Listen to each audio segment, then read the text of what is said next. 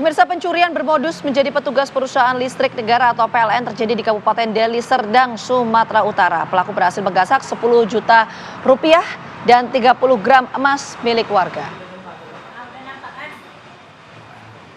Ya pemirsa, 2 orang pelaku berhasil menipu warga desa Tanjung Sari, Kecamatan Batangkuis, Kabupaten Deli Serdang.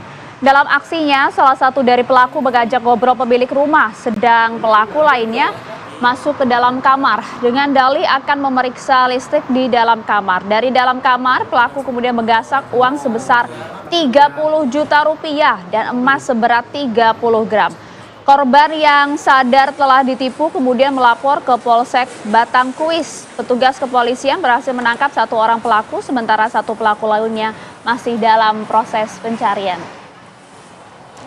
Oke, kita akan coba dalami hal ini mengenai penyidikan. Kita akan langsung bergabung dengan Kapolsek Batangkuis, AKP Syahrizal. Selamat pagi, Pak Syahrizal. Selamat pagi, Bu. Assalamualaikum. Waalaikumsalam warahmatullahi wabarakatuh.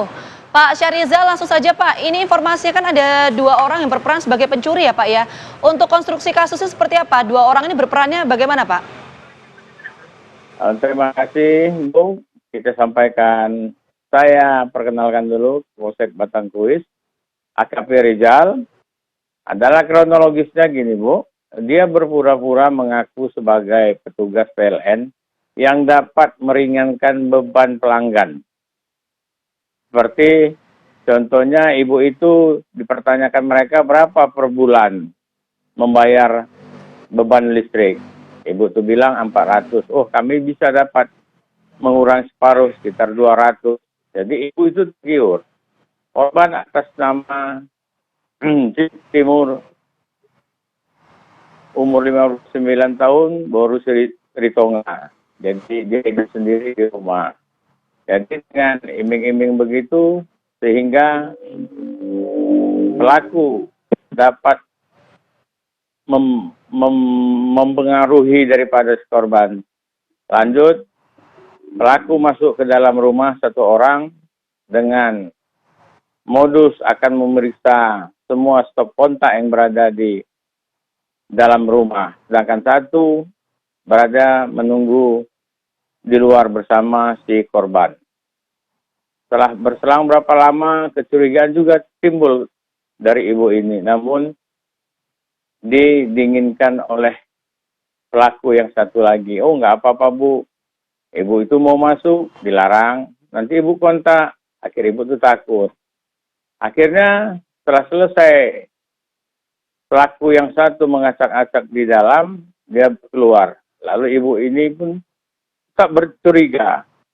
Setelah pergi keduanya, ibu ini memeriksa barang-barangnya yang berada di dalam kamar. Ternyata barang-barang ibu itu hilang. Berupa perhiasan, gelang, cincin, 30 gram, dan uang tunai 10 juta. Lalu dia menghubungi anaknya dan membuat laporan ke Polsek Batangkuis. Selanjutnya laporan kami terima, kami cek TKP, ternyata ibu ini mempunyai CCTV. CCTV itu setelah kami buka, punya ibu itu dan punya masyarakat yang berada di jalan, ternyata nampak kedua wajah pelaku dan sepeda motor yang dibawanya. Berikut BK yang tertera di sepeda motor tersebut. Kami lakukan pengecekan ke Samsat, lalu dapatlah alamat daripada Ranmor tersebut. Dari situlah pengembangan terjadi tanggal 20 Januari. Terus kami lakukan penyelidikan. Siap? Iya, Bu. Pak, sejauh ini penyelidikan dari pihak kepolisian sudah berapa lama pelaku ini melakukan aksinya? 2 hari, Bu. Tanggal 20 Januari mereka melakukan aksinya, tanggal 22 kami tangkap pelakunya, Bu. Oke.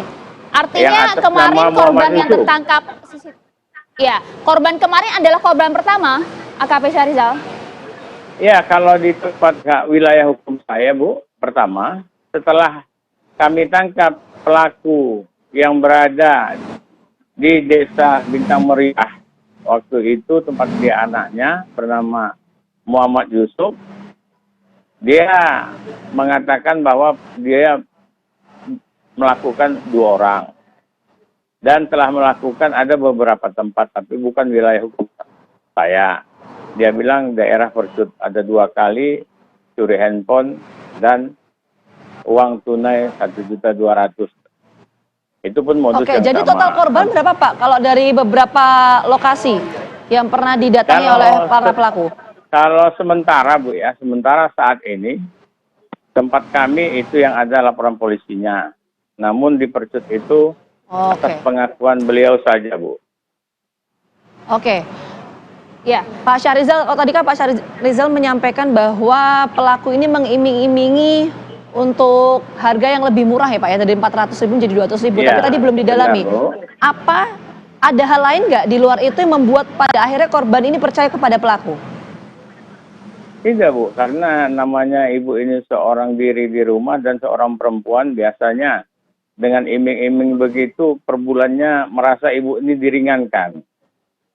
Nah, diringankan, terus yang satu lagi berdialog Bu, berdialog sehingga si tersangka ini yang di dalam rumah begitu nyaman dia masuk ke kamar. Ibu itu si pelapor pun sudah curiga Bu, tapi terus dirayu oleh yang di luar sehingga baik. ya pekerjaan mereka selesai Bu. Barang-barang apa saja sih Pak yang kemudian diambil oleh pelaku ini, tersangka?